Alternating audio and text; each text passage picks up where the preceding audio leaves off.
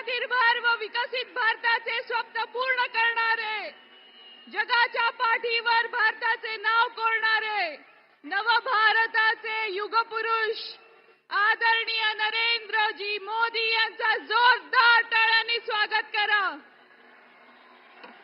देश का नेता कैसा हो, अरे देश का नेता कैसा हो। यानंतर मी भारतीय जनता पार्टीचे अध्यक्ष आदरणीय धीरजी घाटे यांना विनंती करते की त्यांनी आदरणीय मोदीजींचा सत्कार करावा। त्याचसोबत आदरणीय भीमालेजी, राजेशजी पांडे, विकसित भारताचे प्रतीक व मंगलमय भारताची भारत मातेची अशी मूर्ती प्रदान करण्यात येत आहे।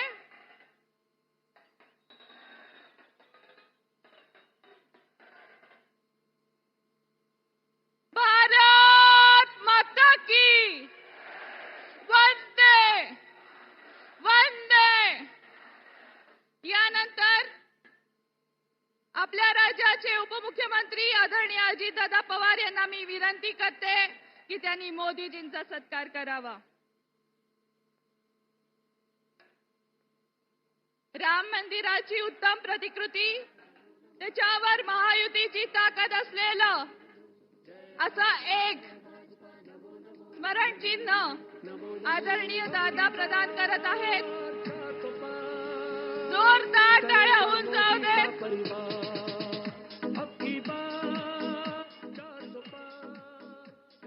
यानंतर पुण्याचे लाडके उमेदवार आदरणीय मुरली अण्णा मोहोळ यांना मी विनंती करते की त्यांनी मोदींचा सत्कार करावा।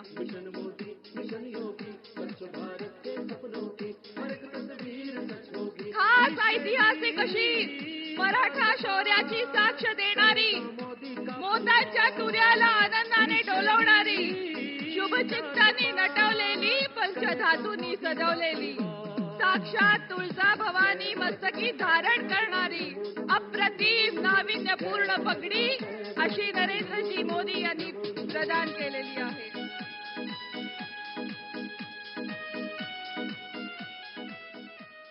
यानंतर महाराष्ट्र राज्याचे लोकप्रिय मुख्यमंत्री आदरणीय एकनाथजी शिंदे यांना मी विनंती करते की त्यांनी मोदीजींचा सत्कार करावा।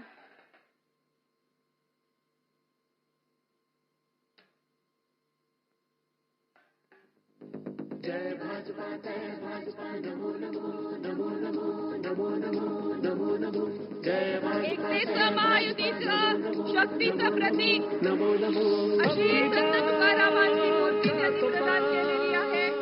करेगा मोदी का परिवार।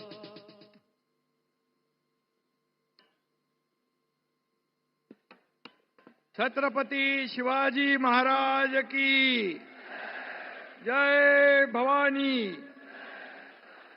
छत्रपती शिवरायांच्या पराक्रमाने पावन झालेल्या भूमीमध्ये जगातील सर्वात लोकप्रिय नेते, देशाचे यशस्वी प्रधानमंत्री नरेंद्र मोदीजींचं मी या पुण्यामध्ये मनापासून स्वागत करतो, त्यांचं अभिनंदन करतो।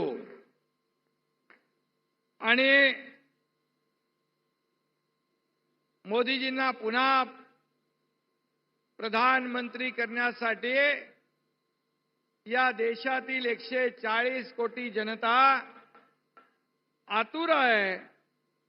तीच गॅरंटी या समोर अथांग पसरलेल्या जनसागराने आज दिलेली आहे। आणि आज व्यासपीठावर उपस्थित आपले लोकप्रिय उपमुख्यमंत्री देवेंद्रजी, अजितदादा, चंद्रकांतदादा आणि मनसेचे अमित ठाकरे, व्यासपीठावरील सर्व सन्माननीय मान्यवर, आपले संसद रत्न खासदार श्रीरंगप्पा बारणे, पुण्याचे कर्तृत्ववान महापौर मुरलीधर मोहोळ, विकासाचा बारामती पॅटर्न घेऊन चालणाऱ्या सुनेत्राताई, आणि शिरूरचे शिवाजीराव आढळराव यांना विजयांची गॅरंटी देण्यासाठी आपण सगळेजण इथे उपस्थित आहात. इथं धनुष्यबाण असेल, कमळ असेल, घड्याळ असेल, या चिन्हांना मतदान म्हणजे मोदींना मतदान, मोदीजींना मतदान. आणि म्हणून महायुतीच्या प्रत्येक उमेदवाराला मत म्हणजे आपल्या मोदीजींना मत, देशाच्या विकासाला मत. आणि म्हणून लोकांचं प्रेम, लोकांचा विश्वास आज मोदी साहेबांसोबत आहे. आणि म्हणून महाराष्ट्रामध्ये जेवढ्या सभा होत आहेत, या सगळ्या सभा अशाच रेकॉर्ड ब्रेक होत आहेत. माणसं मोदीजींवर प्रेम करतायत, महाराष्ट्र प्रेम करतोय, देश प्रेम करतोय. त्याचीच प्रचिती या मोठ्या सभेमध्ये या ठिकाणी आपल्याला आलेली आहे. प्राण जाय पर वचन न जाय ही मोदीजींच्या कामाची पद्धत आहे. उन्होंने एक बार कह दिया तो कह दिया. त्यांनी म्हटलं 370 कलम हटवणार, त्यांनी 370 कलम हटवून दाखवलं. आपल्या काश्मीरला आपल्याला भारताबरोबर जोडलं. राम मंदिर आपल्या सगळ्यांना स्वप्नवत वाटत होतं, परंतु राम मंदिर करणार म्हणून म्हटल्यानंतर अयोध्येमध्ये राम मंदिर उभं राहिलं आणि करोडो राम भक्तांचं स्वप्न पूर्ण झालं. आणि जो कहते हैं वो करते हैं, उनको मोदी कहते हैं. बरोबर ना? काँग्रेसने 60 वर्षात देश बुडवला, पण मोदीजी त्यांच्या नसामध्ये रक्ताच्या थेंबात देशभक्ती भरलेली आहे. जेव्हा मोदीजी द्वारकेला पाण्याखाली गेले, तेव्हाही त्यांनी भगवान श्रीकृष्णाकडे देशहिताचीच प्रार्थना केली. हा फरक आहे. देश बुडवणारे कुठे आणि देशहिताची प्रार्थना करणारे कुठे. आणि म्हणून राष्ट्रभक्ती आणि देशभक्ती मगाशी मी म्हणालो त्याप्रमाणे नसात भिनली आहे. त्यामुळे राष्ट्राला महासत्ता करण्याचं वचन देखील ते पूर्ण करून दाखवतील. खरं म्हणजे ही लढाई महायुती विरुद्ध महाआघाडी अशी नाहीये. ही लढाई जगभरात देशाचा सन्मान वाढवणारे आपले नरेंद्र मोदीजी विरुद्ध देशाची बदनामी करत फिरणाऱ्या राहुल गांधींची आहे. आणि त्यामुळे स्वप्नात जरी विचारलं कोणी या देशाचा प्रधानमंत्री कोण पाहिजे, तर स्वप्नात पण काय म्हणाल?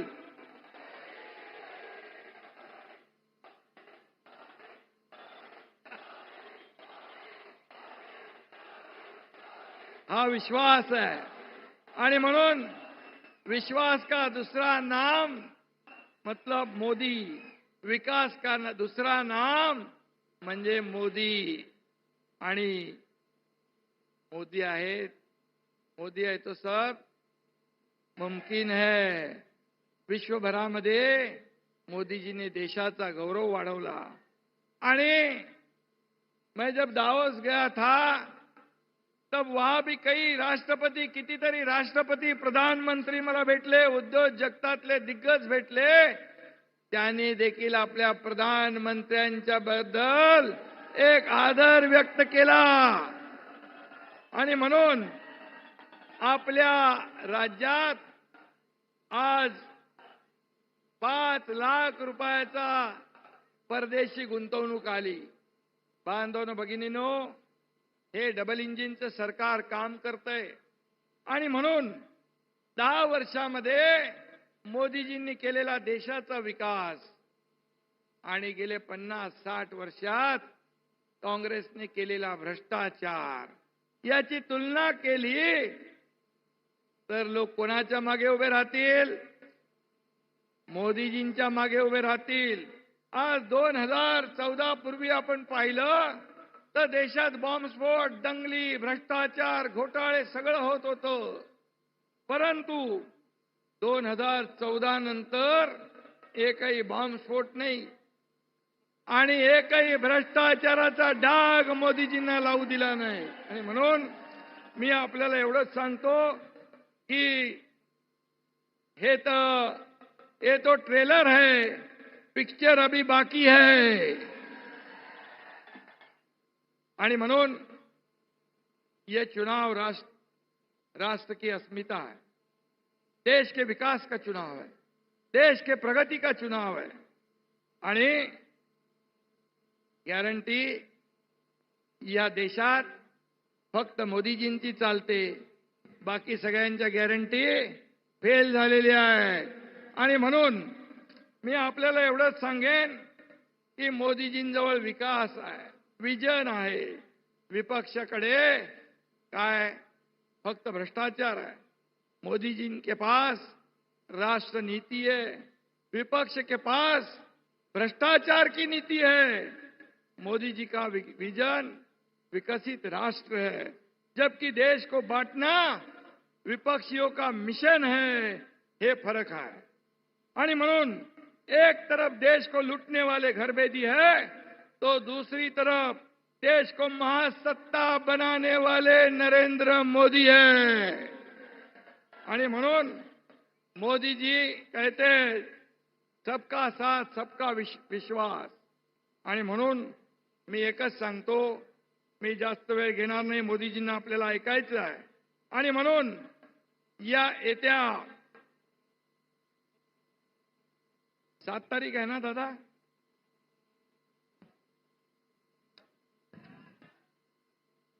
7 आणि 13, येत्या 7 आणि 13 तारखेला ज्या मोदीजींनी या देशातल्या 80 कोटी जनतेला मोफत राशन देण्याचा निर्णय घेतला, 25 कोटी जनतेला दारिद्र्य रेषेच्या वर काढलं, 10 कोटी जनतेला घरं देण्याचं काम या ठिकाणी केलं. त्या रोटी कपडा मकान देणाऱ्या आपल्या प्रधानमंत्रीजींना पुन्हा प्रधानमंत्री बनवायचं आहे. फिर एक बार, अब की बार. आणि म्हणून येत्या 7 तारखेला आणि 13 तारखेला आपल्याला धनुष्यबाण आहे, कमळ आहे आणि घड्याळ आहे. या निशाणीचं बटन दाबायचं आहे. घड्याळाला मत दिलं म्हणजे ते पण मोदीजींना मिळणार आहे, धनुष्याला मत दिलं तेही मोदीजींना मिळणार आहे, आणि कमळाला मत म्हणजे मोदीजींना मत. आणि म्हणून ही लढाई जगभरामध्ये देशाचा सन्मान वाढवणारी आहे. आणि म्हणूनच आपल्याला माझी विनंती आहे की येत्या 7 आणि 13 तारखेला या 4ही उमेदवारांना आपल्याला विजयी करायचं आहे. पुणेकर खूप हुशार आहेत. एखाद्याच्या घरासमोरची गाडी काढायची असेल त्याची हवा काढतात, एखाद्याचे उमेदवार निवडायचा असेल, पराभूत करायचा असेल तर त्याची हवा काढतात. आणि आपण 7 आणि 13 तारखेला या विरोधी पक्षाच्या सर्व उमेदवारांची हवा काढून टाकणार आणि चौकार मारणार, अशा प्रकारचा विश्वास व्यक्त करतो. पुन्हा एकदा आदरणीय देशाचे लोकप्रिय प्रधानमंत्री नरेंद्र मोदीजींचं मनापासून स्वागत करतो. धन्यवाद. जय हिंद, जय महाराष्ट्र, जय श्रीराम. बोलो भारत माता की. वंदे वंदे. यानंतर जगातले सर्वात मोठे राजनेते, भारताला विश्वगुरू करण्यासाठी ज्यांनी आपलं सर्वस्व अर्पण केलंय, असे विकसित भारताचे, नवभारताचे युगपुरुष आदरणीय नरेंद्रजी मोदी यांना मी आमंत्रित करते.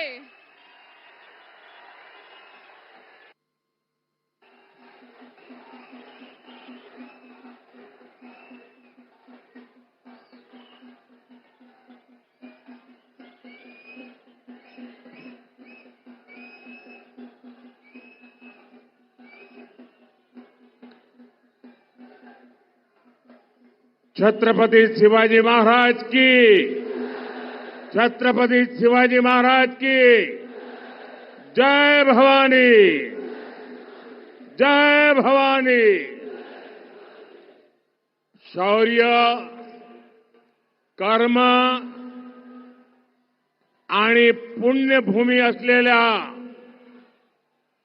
पुण्यातील भूमीला माझा नमस्कार। कसे आहेत सर्व पुणेकर?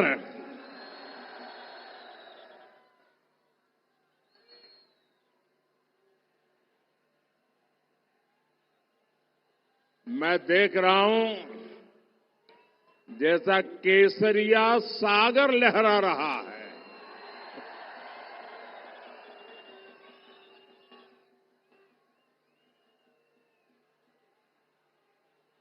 ये जो बच्चे इतने प्यार से तस्वीरें वगैरह लेके आए हैं, मेरी प्रार्थना है कि अब उनको नीचे बिठाइए। ये कब से ऐसे ही खड़े हैं। मैं आपका धन्यवाद करता हूं, आप जो प्यार दिखा रहे हैं। बच्चों को कहिए आराम से बैठे। हाँ बैठिए बेटा, आप बैठिए। देख लिया मैंने, तस्वीर देख ली। हाँ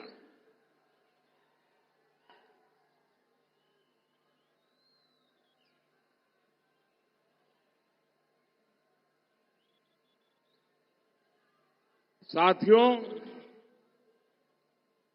इस धरती ने महात्मा फुले, सावित्रीबाई फुले जैसे अनेक संत समाज सुधारक देश को दिए हैं। और आज ये धरती दुनिया को शानदार इनोवेटर्स दे रही है, टेक एंटरप्रेन्योर्स दे रही है। पुणे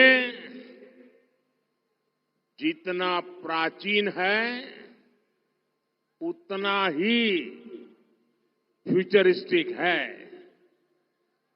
ये जरा माइक की व्यवस्था देखने वाले, मुझे लगता है आपका इकोसिस्टम चल रहा है, क्योंकि मैं जब शुरू में सुन रहा था तो इको नहीं था। कहीं आपने इको चालू कर दिया है क्या?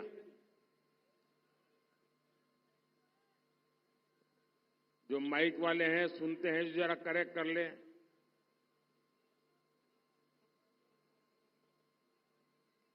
मुझे इको की जरूरत नहीं है, 140 करोड़ लोगों का इको बड़ा जबरदस्त है।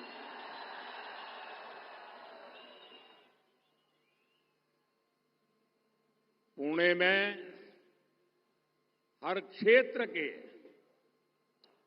बेस्ट माइंड्स उपलब्ध है, और तभी तो कहते हैं पुणे ये थे काय उणे।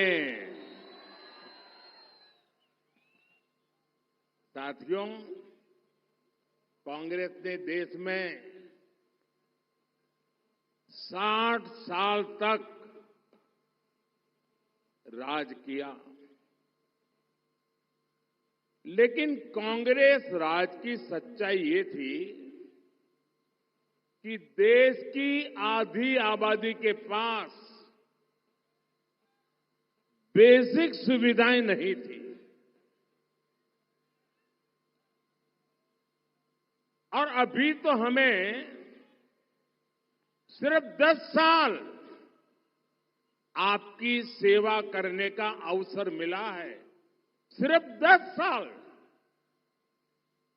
लेकिन इन 10 वर्षों में हमने मूलभूत आवश्यकताओं को पूरा तो किया ही, और साथ ही हर वर्ग की आकांक्षाओं को पूरा करने में जी जान से जुटे रहे। आवश्यकता और आकांक्षा दोनों की पूर्ति के लिए एक विजन लेकर जीवन खपा रहे हैं।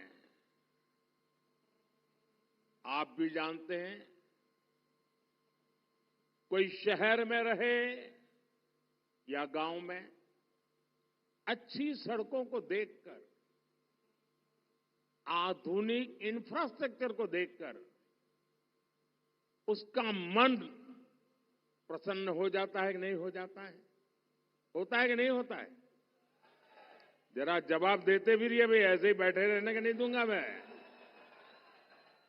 अगर मैं करता हूं मेहनत तो आपको भी करनी पड़ेगी। आप मुझे बताइए, आधुनिक इंफ्रास्ट्रक्चर, उससे हमें एक विश्वास पैदा होता है कि नहीं होता है?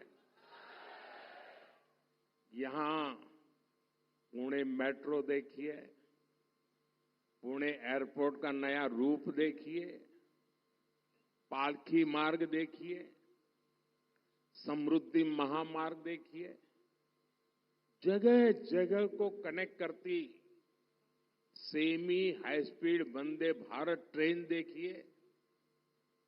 ये सब आधुनिक हो रहे भारत की तस्वीर हैं, जीते जागते सबूत है। और पुणेवासी लिख लीजिए, महाराष्ट्र के मेरे भाई बहन, ये मोदी की गारंटी है। वो दिन भी आने ही वाला है जब आप देश की पहली बुलेट ट्रेन में ट्रैवल करेंगे। कांग्रेस ने अपने 10 सालों में इंफ्रास्ट्रक्चर पर जितना खर्च किया, ये आंकड़ा याद रहेगा। देखिए, आपको याद रखना पड़ेगा, ये पुणे है और पुणे कोई चीज भूलता नहीं है। आंकड़ा याद रखेंगे आप? डॉक्टर मनमोहन सिंह जी की जो रिमोट वाली सरकार थी, उसने 10 साल में इंफ्रास्ट्रक्चर पर जितना खर्चा किया, हम 1 साल में उतना खर्चा करते हैं। ये आंकड़ा याद रहेगा, बड़ी आसानी से आप बता सकते हैं लोगों को। और कल अखबारों में सब नहीं छपेगा, मैं आपको बता के रखता हूं। वो तो कहीं फोन करके पूछेंगे छापे कि न छापे। यही है ना हाल यहां। भाई और बहनों, आज का भारत अपने युवाओं के इनोवेशन, युवा टैलेंट और टेक्नोलॉजी पर भरोसा करते हुए आगे बढ़ रहा है। स्टार्टअप इंडिया का कमाल देखिए, सिर्फ 10 साल में ही भारत के युवाओं ने 1.25 लाख से ज्यादा स्टार्टअप बना दिए हैं। ये आंकड़ा याद रहेगा? कितने?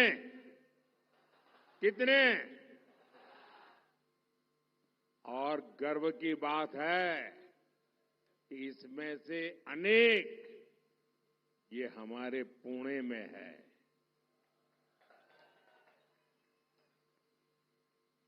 हमने जो रिफॉर्म, परफॉर्म, ट्रांसफॉर्म, ये जो हमारा मिशन है ना, हमने जो रिफॉर्म्स किए हैं, नीतिगत बदलाव किए हैं, उसका परिणाम मैपिंग के क्षेत्र में नजर आ रहा है। अंग्रेजों के जमाने में कानून बने पड़े थे, मैपिंग नहीं कर सकते, हमने सब उखाड़ के फेंक दिया। और आज मेरे देश के नौजवान उसमें आगे बढ़ रहे हैं। स्पेस हो, उसको हमने ओपन कर दिया। डिफेंस हो, ऐसे हर सेक्टर को युवा इनोवेशन, एंटरप्रेन्योरशिप के लिए आज हिंदुस्तान ने खोल दिया है। देश में पहली बार ऐसी नेशनल एजुकेशन पॉलिसी लागू हुई है जो इनोवेशन को बढ़ावा देती है। और पुणे में तो बुद्धिमान नौजवान है। आपके लिए मैं खुशखबरी देता हूं, हमने इस बार बजट में जो इंटरिम बजट था 1,00,000 करोड़ रुपया जो लोग इनोवेशन करना चाहते हैं उनको आंख बंद करके देने का हमने निर्णय किया है।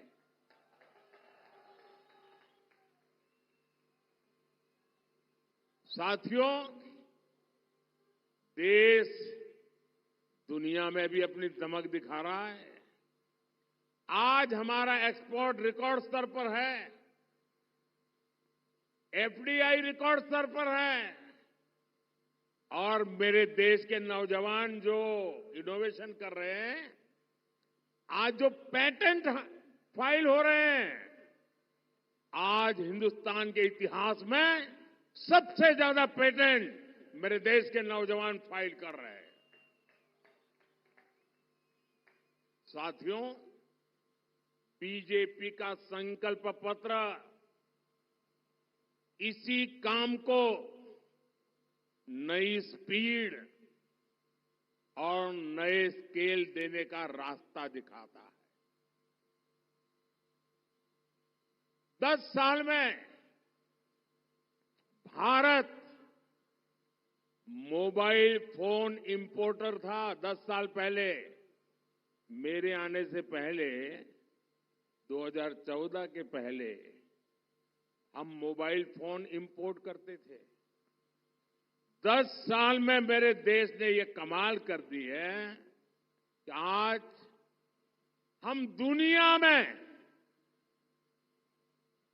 दूसरे सबसे बड़े एक्सपोर्टर बन गए।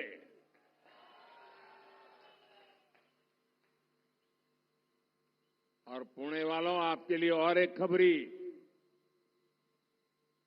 अब made in India chips, made in India chips, उससे दुनिया की गाड़ी आप चलते हुए देखेंगे। और मेरा पुणे तो ऑटोमोबाइल का हब है। अब हम भारत को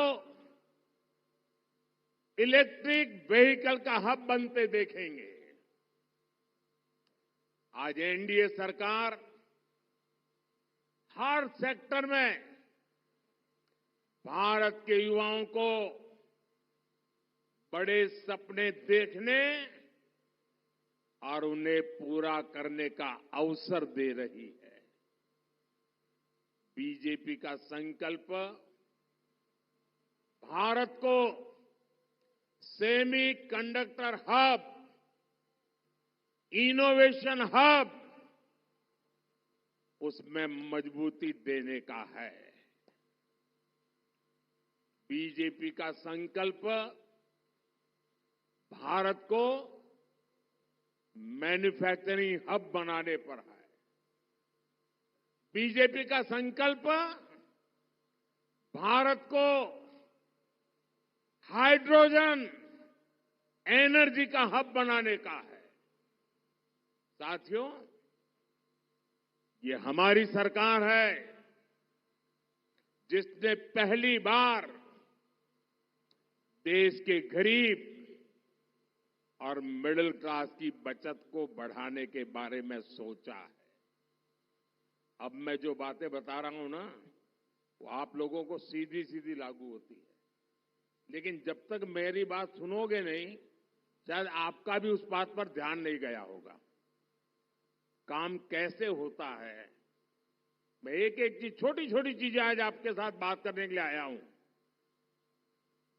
2014 से पहले के 10 सालों में आपसे महंगाई और भ्रष्टाचार का डबल टैक्स वसूल किया जा गया। 2014 में सरकार बनाने के बाद हमने महंगाई पर भी नियंत्रण लगाया और भ्रष्टाचार पर भी कार्रवाई की। और आज आप देखिए, भ्रष्टाचारियों में खलबली मची है। 10 वर्षों में टैक्स पेयर्स को सिर्फ टैक्स छूट की सीमा बढ़ाने, पहले जो इनकम टैक्स का सीमा थी, हमने 7 लाख रुपए तक नो इनकम टैक्स कर दिया। सीमा बढ़ाने से और दूसरे रिफॉर्म से देश के जो टैक्स पेयर है उनकी जेब में करीब करीब 2.5 लाख करोड़ रुपए की बचत हुई है। मैं जो कहता हूं आंकड़े याद रखना, वो इसलिए कह रहा हूं। 2.5 लाख करोड़ रुपए की बचत, इससे मध्यम वर्गीय परिवारों का बहुत बड़ा बोझ कम हुआ है। हम लोग जन औषधि केंद्र चलाते हैं। देश में 15-20 हजार जन औषधि केंद्र भी चल रहे हैं, उसको हम बढ़ा भी रहे हैं। जन औषधि केंद्र और आयुष्मान योजना से, क्योंकि जन औषधि केंद्र में 100 रुपये की दवाई 20 रुपये में मिलती है, 80% डिस्काउंट। वो साड़ी वाला भी बोर्ड लगाता है ना, डिस्काउंट, सारी महिलाएं वहां जाती है। हम जन औषधि केंद्र 80% डिस्काउंट से दवाई बेचते हैं, ताकि गरीब आदमी को अपने परिवार की चिंता कम हो। आयुष्मान योजना से गरीब और मिडिल क्लास को 1.5 लाख करोड़ रुपए की बचत हुई है। ये जो दवाइयां वगैरह बिकी है, उसके आधार पर मैं कह रहा हूं, बीमारी में ये योजनाएं आप जैसे मेरे सभी परिवारजनों का बहुत बड़ा सहारा बनी है। और अब तो मोदी ने एक बड़ी गारंटी दी आपको, और वो तो आप सबके काम आने वाली है। हर परिवार में आज 70 साल की ज्यादा उम्र के दादा दादी, पिता माता, नाना नानी, चाचा, कोई न कोई होता है। और 70 साल के बाद कुछ न कुछ बीमारी तो आ ही जाती है। हर एक को तो मोदी जैसा नसीब नहीं होता है।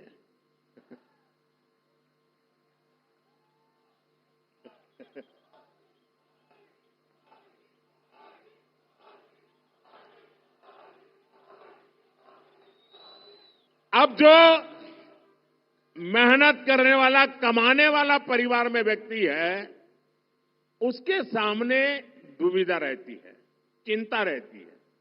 एक तरफ बच्चों को आधुनिक शिक्षा देनी है, बच्चों के सपने पूरे करने, उनकी आवश्यकता हो। दूसरी तरफ परिवार में बुजुर्ग माता पिता हैं, दादा दादी है, चाचा चाची हैं, उनको खाने पीने का प्रॉब्लम नहीं है, लेकिन दवाई, बीमारी, ये हर मेहनत करने वाले परिवार के लिए चिंता का विषय होता है। आप जो लोग मेहनत करके कमाते हैं और आज अभी अपने माता पिता का दवाई का बोझ भी उठाते हैं, मोदी की गारंटी है, आप जैसे अपने माता पिता का 70 साल से ऊपर के लोगों का दवाई का जो खर्च करते हैं, अब ये बेटा करेगा, मोदी करेगा। 70 साल से ऊपर का किसी भी परिवार का 70 साल के ऊपर के माता पिता जो भी होंगे, उन सबके इलाज की चिंता मोदी करेगा। ये मोदी की गारंटी है।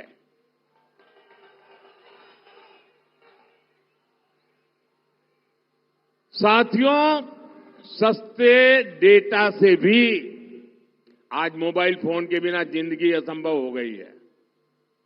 आईपैड के बिना काम नहीं हो सकता है और डेटा बहुत खर्च होता है। अगर पहले वाली सरकार के समय के हिसाब से चलते तो कितना आपको बोझ होता। सस्ते डेटा से भी, और खास करके मेरे नौजवानों को, गरीब और मिडिल क्लास परिवारों की हर महीने हजारों रुपयों की बचत हो रही है। इसी के बलबूते आज मेरे देश का युवा डेटा गवर्नेंस में, डेटा माइनिंग में, आर्टिफिशियल इंटेलिजेंस में नए नए कीर्तिमान गढ़ रहा है। मिडिल क्लास से सपनों का घर हर परिवार की इच्छा होती है। मध्यम वर्ग के परिवार की इच्छा होती है कि भाई अपना खुद का घर होना चाहिए। किराए में बच्चों को रहना पड़े ऐसा कोई पसंद नहीं करता, लेकिन वो बहुत मेहनत करके पैसे बचा करके किसी योजना में जाता था, किसी स्कीम लॉन्च कर दी, उसमें बुक करवा देता था, पैसे देता था और बाद में सब गफले महसूस होते थे। मध्यम वर्ग के परिवार को घर मिले, सुरक्षित घर मिले, उसने जो तय किया है वो घर मिले, इसके लिए इस देश में हमने कानून बनाया, रेरा का कानून। और ये रेरा के कानून के कारण करोड़ों मध्यम वर्गीय परिवारों का सुरक्षा कवच बन गया है। साथियों, हमारी सरकार सबका साथ सबका विकास के मंत्र पर काम कर रही है और मोदी उनको पूछता है जिनको पहले की सरकारों ने पूछा तक नहीं था। मैं आपको एक उदाहरण देना चाहता हूं आज, और पुणे में आया हूं तो शायद ये बात बहुत आसानी से आप समझ पाओगे। हमारे शहरों में रेहड़ी, ठेले, फुटपाथ पर काम करने वाले साथी, ये कोई मोदी आया उसके बाद आए क्या?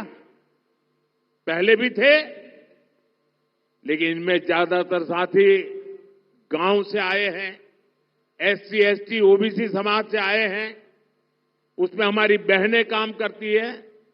लेकिन देश का दुर्भाग्य देखिए, जिन गरीबों के नाम पर बैंकों का राष्ट्रीयकरण किया गया, लेकिन उन बैंकों में उनको पैर रखने की जगह नहीं थी, मोदी ने बैंकों के दरवाजे खोल दिए। रेहड़ी पटरी वालों को फॉर्मल बैंकिंग से जोड़ने का काम किया, पीएम स्वनिधि योजना शुरू की। पुणे सहित देश भर में करीब 70 लाख ऐसे साथियों को 10,000 करोड़ रुपए से अधिक बिना गारंटी लोन मिल चुका है। और ध्यान दीजिए, ये बिना गारंटी लोन दिया गया है, और जिनकी गारंटी कोई नहीं लेता, उन रेहड़ी पटरी वाले भाई बहनों की गारंटी मोदी लेता है। और ये सिर्फ वन टाइम लोन नहीं है, इससे ग्रोथ की उनके एस्पिरेशन जगी है।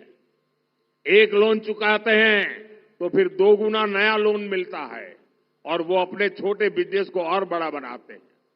ये एस्पिरेशन का ग्रोथ, ये सही मॉडल है विकास का, और यही बीजेपी का विकास का मॉडल है। साथियों, महाराष्ट्र ने लंबे समय तक राजनीतिक अस्थिरता का दौर देखा है, और आज मुझे कुछ कहने से पहले, और मैं जो बोलूंगा कोई अपने व्यक्तिगत सर पे न ले टोपी, लेकिन हमारे यहां कहते हैं कि कुछ भटकती आत्माएं होती है, जिनकी इच्छाएं पूरी नहीं होती, जिनके सपने अधूरे रह जाते हैं, वो आत्माएं भटकती रहती हैं। और फिर खुद का नहीं हुआ तो औरों का भी बिगाड़ने में उनको मजा आता है। हमारा महाराष्ट्र भी ऐसी भटकती आत्माओं का शिकार हो चुका है। आज से 45 साल पहले यहां के एक बड़े नेता ने अपनी महत्वाकांक्षा के लिए इस खेल की शुरुआत की और तब से महाराष्ट्र एक अस्थिरता के दौर में चला गया और कई मुख्यमंत्री अपना कार्यकाल भी पूरा नहीं कर पाए। ये विपक्ष को ही अस्थिर नहीं करते, ये आत्मा कुछ भी कर देती है। वो अपनी पार्टी में भी ऐसा ही करते हैं और ये आत्मा ऐसा करती है, परिवार में भी कर देती है। 1995 में जब बीजेपी शिवसेना की सरकार आई तो भी ये आत्मा उस सरकार को अस्थिर करने के काम में लग गई और 19 में तो उन्होंने जनादेश को ही इतना बड़ा अपमान किया, वो महाराष्ट्र की जनता भली भांति जानती है। और आज सिर्फ महाराष्ट्र को अस्थिर करना ही आत्मा को संतोष नहीं होता है, देश में अस्थिरता पैदा करने का खेल चल रहा है। आज भारत को ऐसी भटकती आत्माओं से बचा करके देश में एक स्थिर, मजबूत सरकार की तरफ आगे बढ़ना बहुत जरूरी है दोस्तों। और मैं तो चाहूंगा महाराष्ट्र में जो ये महायुति है हमारी, वो मजबूती के साथ ऐसे आगे बढ़े कि पिछले 25-30 साल की जो कमियां रही हैं, वो सारी कमियां पूर्ण करके विकसित भारत के सपने को ड्राइविंग इंजन देने का काम करे शिंदे जी, देवेंद्र जी और अजीत जी के नेतृत्व में। साथियों, बीजेपी एनडीए सरकार महाराष्ट्र को विकास की नई ऊंचाई पर ले जाने के लिए काम कर रही है, लेकिन दूसरी तरफ कांग्रेस और अघाड़ी वालों का उनका मॉडल क्या है? कांग्रेस के शाहजादे को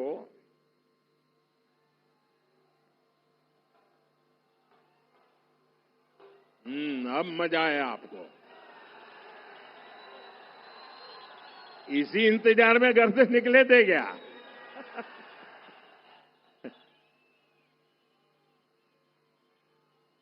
कि कांग्रेस के शहजादे को पूछो कि गरीबी से कैसे हटती है, तो वो कहते हैं खटाखट खटाखट।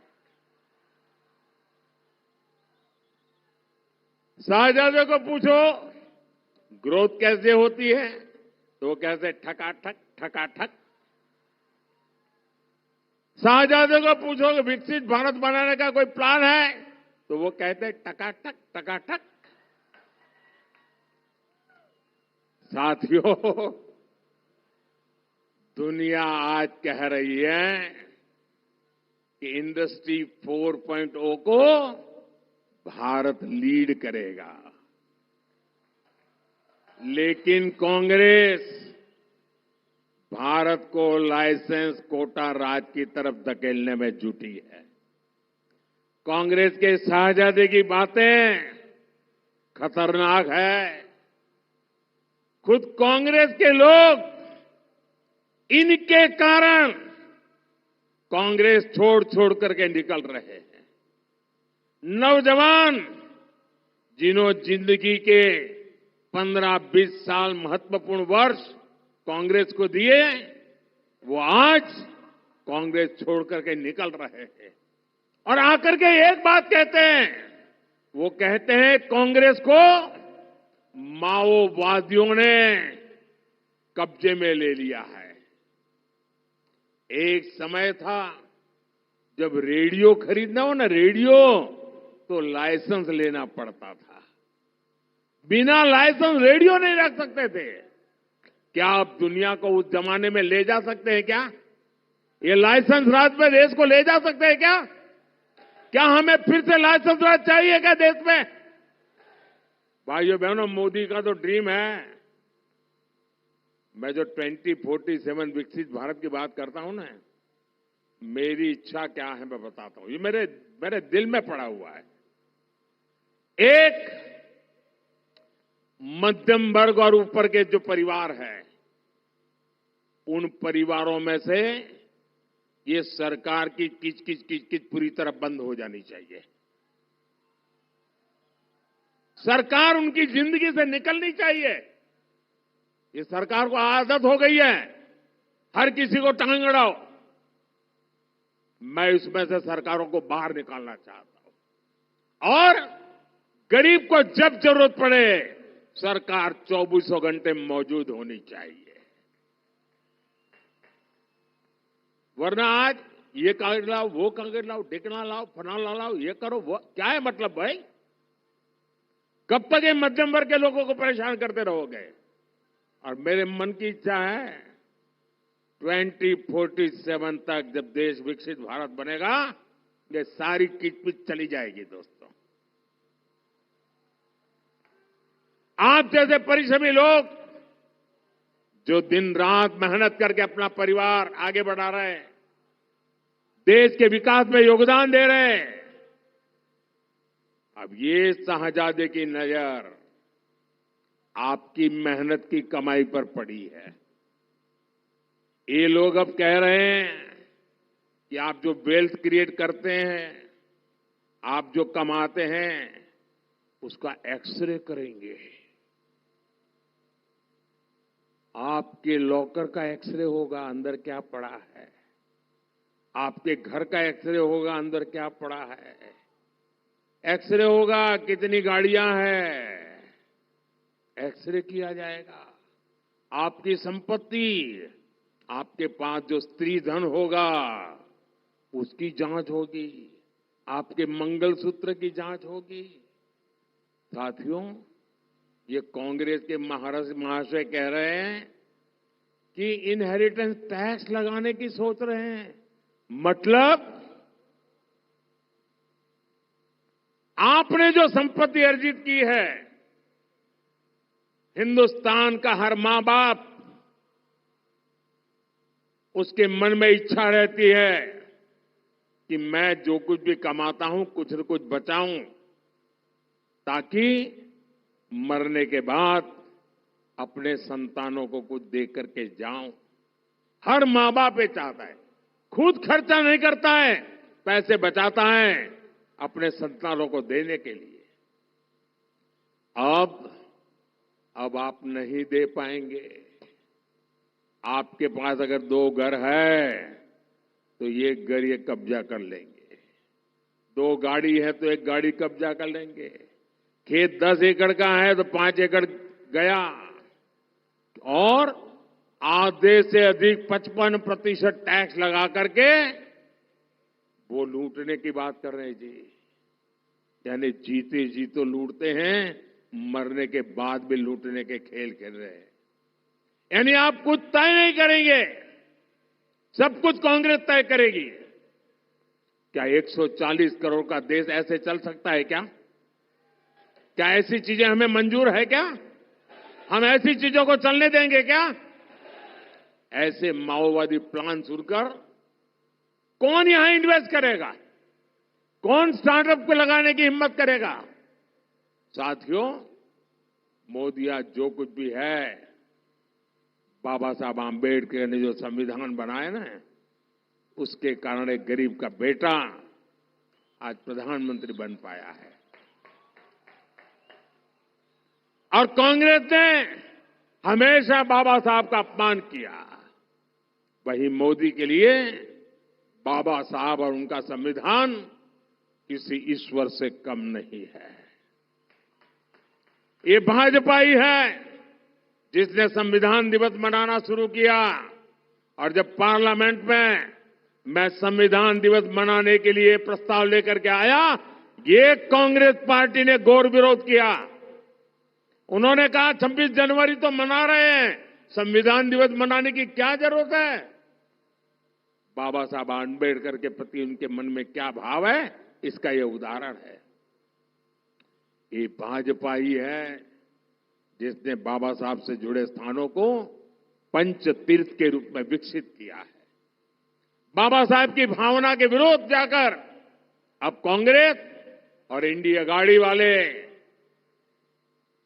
संविधान के पीठ पे छुरा भोंकने पर लगे हुए हैं। साथियों, जब हिंदुस्तान का संविधान बना, सारे विद्वान लोग उसमें बैठे थे और वो आरएसएस बीजेपी वाले उसमें नहीं थे। सारे लोग बैठे थे, कांग्रेस के महारथी बैठे थे और संविधान सभा ने महीनों तक चर्चा की और चर्चा करके तय किया कि भारत में कभी भी धर्म के आधार पर आरक्षण लागू नहीं होगा। ये हमारे देश के संविधान की मूल भावना है। लेकिन ये वोट बैंक में अंधे हो चुके लोग, धर्म के आधार पर देश के बांटने वाले लोग आज धर्म के आधार पर एससी, एसटी, ओबीसी जिनको आरक्षण मिला हुआ है, संविधान के द्वारा मिला हुआ है, संसद के द्वारा मिला हुआ है, बाबा साहब आंबेडकर के कारण मिला हुआ है, अब उसमें डाका डाल करके उसमें से निकाल करके धर्म के आधार पर मुसलमानों को देने की योजना बना रहे हैं।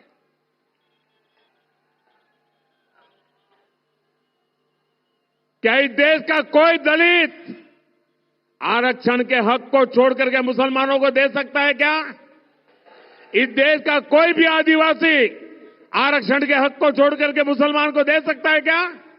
इस देश का कोई भी ओबीसी आरक्षण का हक छोड़ करके मुसलमान को दे सकता है क्या? और उन्होंने कर्नाटका का एक मॉडल डेवलप किया है। ये कर्नाटका मॉडल क्या है? सुप्रीम कोर्ट ने उनको मना कर दिया कि धर्म के आधार पर नहीं कर सकते हो। कांग्रेस को लताड़ा सुप्रीम कोर्ट ने, उसके अब नई चालाकी की। उन्होंने कर्नाटका में क्या किया, रातों रात सभी मुसलमानों को एक फतवा निकालकर ओबीसी बना दिया। सबको ओबीसी बना दिया, सर्कुलर निकाल दिया, थप्पा मार दिया। और जैसे ही वो रातों रात ओबीसी बने, सुबह ओबीसी के पास जो 27% आरक्षण था उस पर डाका डाल करके आधे से ज्यादा माल वो उठा गए। ओबीसी वाले सारे लटकते रह गए। मुझे बताइए भाइयों, क्या इस देश में चलेगा क्या ऐसा? ये इंडी अगाड़ी वाले जरा कान खोल के सुन लो, मोदी भी जिंदा है।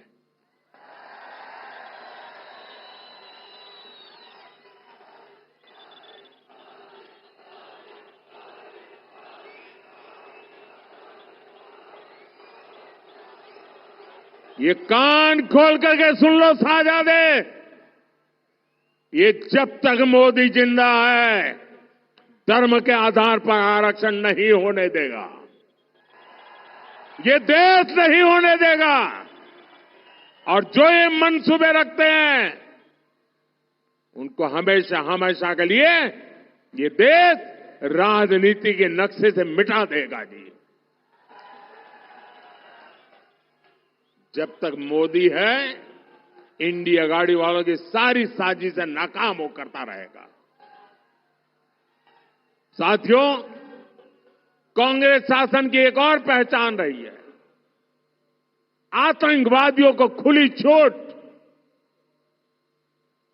हम कैसे भूल सकते हैं वो समय जब आए दिन देश में आतंकी हमले और बम ब्लास्ट होते थे। आतंकियों ने महाराष्ट्र के मुंबई और पुणे को लहूलुहान कर दिया था। जर्मन बेकरी के सामने क्या हुआ था? साथियों, हमारे महाराष्ट्र में तो जब बाहर निकलते हैं ना तो क्या कहते हैं? ये तो, ऐसा ही कहते हैं ना, ये तो। नहीं आऊंगा तो नहीं कहते, जाता है फिर कहता गए ये तो। जाता हूं ऐसा नहीं कहते, लेकिन कांग्रेस इंडिया गाड़ी के राज में क्या गारंटी है कि ये तो कहने के बाद गया हुआ बेटा घर जिंदा लौट के आएगा? कोई गारंटी नहीं दोस्तों।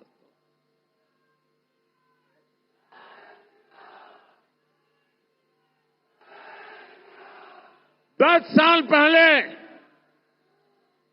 हिंदुस्तान में आतंकी हमले होते थे कि नहीं होते थे?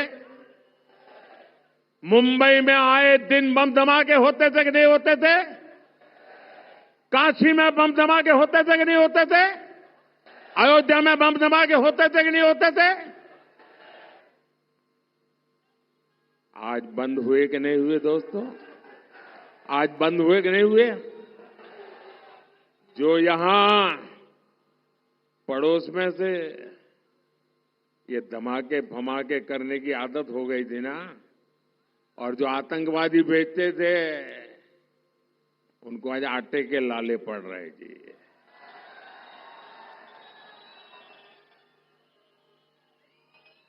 और ये मोदी है, घर में घुस करके मारेगा।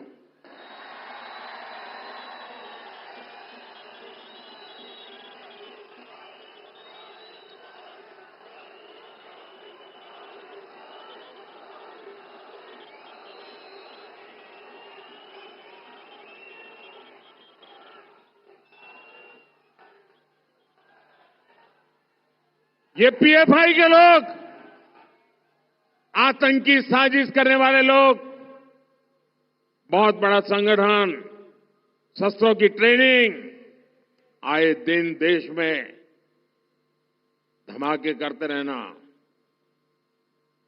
उस पीएफआई पर हमने प्रतिबंध लगा दिया। उनके बड़े बड़े 30 स्मारक जेलों में सड़ रहे हैं। और ये कांग्रेस वाले चुनाव वोट के लिए उनका सहयोग लेने केरल पहुंच गए जी। क्या ऐसे लोग आपको सुरक्षा दे सकते हैं क्या? ऐसे लोग आपका भला कर सकते हैं क्या? कांग्रेस और इंडिया गाड़ी के ये तुष्टीकरण के कारण आतंकवाद से देश में हाहाकार मचने लगा, तो कांग्रेस ने एक और गहरी साजिश रची थी। पुणे की ये धरती इसकी साक्षी है। कांग्रेस ने सारा दोष निर्दोष हिंदुओं पर मरने के लिए भगवा आतंकवाद की थ्योरी गढ़ दी थी। इन लोगों ने निर्दोष हिंदुओं को जेल में डालकर प्रताड़ित किया था। कांग्रेस ने तो 26/11 मुंबई हमले का लांछन भी पवित्र भगवा पर लगाने की तैयारी कर रखी। कांग्रेस वाले तो भगवा को आतंकी कहने वाली किताबें तक छाप करके बैठे थे। ये वो लोग हैं, जब आतंकवादी यासीन पटकाल पकड़ा जाता है तो उसके पक्ष में बयानबाजी करते हैं। ये वो लोग हैं जो आतंकी याकूब मेमन को फांसी रुकवाने के लिए आधी रात को न्यायालय तक खुलवा देते हैं। साथियों, ये समय भारत का है। वो वक्त चला गया, सदियों पुराने सपने पूरा करने का सामर्थ्य हम रखते हैं दोस्तों। 500 साल पुराना सपना,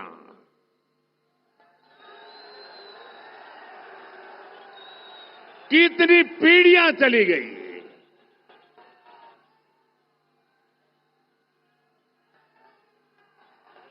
लाखों लोग शहीद हुए प्रभु राम का मंदिर बनाने के लिए। आज अयोध्या में रामलला भव्य मंदिर में विराजमान है कि नहीं है? क्या देश आजाद हुआ उसके दूसरे दिन ये काम होना चाहिए था कि नहीं होना चाहिए था? लेकिन इनको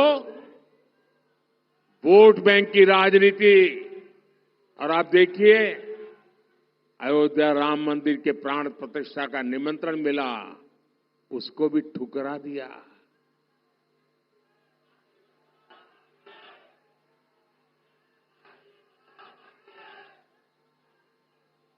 साथियों, इस देश में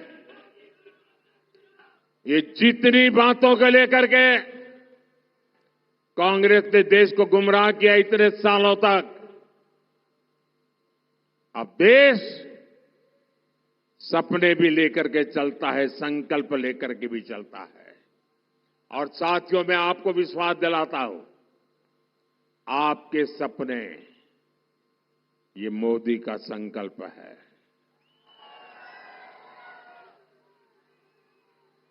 मेरा पल पल आपके नाम, मेरा पल पल देश के नाम,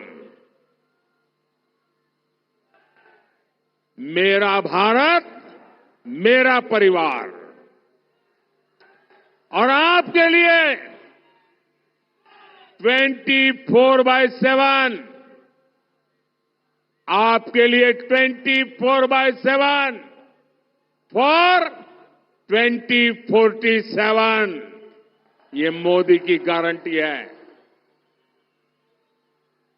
हमारे मुख्यमंत्री शिंदे जी तो लंबे समय से एनडीए के साथी रहे। देवेंद्र फडणवीस जी के पास भी बेहतरीन अनुभव है, और अब अजित दादा हो या राज ठाकरे जी हो, ये सब भी हमारे साथ जुड़ गए हैं। ये जो महायुति बनी है, ये विकसित भारत, विकसित महाराष्ट्र बनाने के लिए बनी है। और इसलिए पुणे में भाई मुरलीधर मोहोल जी, बारामती में बहन सुनेत्रा ताई पवार जी, शिरूर से शिवाजीराव पाटिल जी, और मावल से श्रीरंग बारने जी, हर पोलिंग बूथ में इनको विजयी बनाना है। हर पोलिंग बूथ में विजयी बनाएंगे। पहले के वोटिंग के सारे रिकॉर्ड तोड़ेंगे। सबसे ज्यादा वोटिंग हो इसके लिए प्रयास करेंगे। कितनी ही गर्मी क्यों न हो, मतदान ज्यादा करेंगे। मतदान दिवस को एक उत्सव के रूप में मनाएंगे। पूरे गांव में, बूथ में फेस्टिवल का वातावरण बना देंगे। पहले मतदान, फिर जलपान। पहले मतदान, फिर जलपान। याद रखोगे? इन सभी साथियों को आप जो वोट देंगे ना, वो वोट सीधा सीधा मोदी के खाते में जाएगा। आपका एक एक वोट मोदी को मजबूत करेगा। तो आप मतदान भारी मात्रा में करेंगे। अच्छा, मेरा एक काम करेंगे, पक्का करेंगे। अच्छा, घर घर जाइएगा और हर घरों में जाकर के कहिएगा कि मोदी जी पुणे आए थे और मोदी जी ने आपको प्रणाम कहा है, जय श्री राम कहा है। मेरा जय श्री राम पहुंचा देंगे, मेरा प्रणाम पहुंचा देंगे। आपके मोबाइल फोन का फ्लैश लाइट चालू कीजिए। आपके मोबाइल का फ्लैश लाइट चालू कीजिए और इन सबको विश्वास दीजिए कि आप भारी मतदान कराएंगे। मेरे साथ बोलिए, भारत माता की, भारत माता की, भारत माता की। बहुत बहुत धन्यवाद। बोलो भारत, भारत माता की। देश का नेता कैसा हो, देश का नेता कैसा हो। सियावर रामचंद्र की,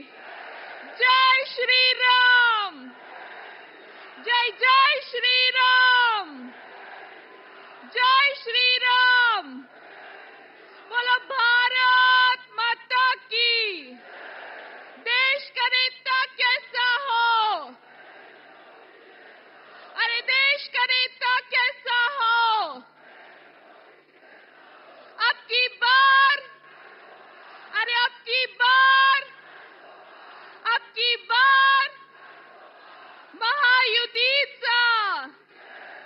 महायुतीचा, अरे देश का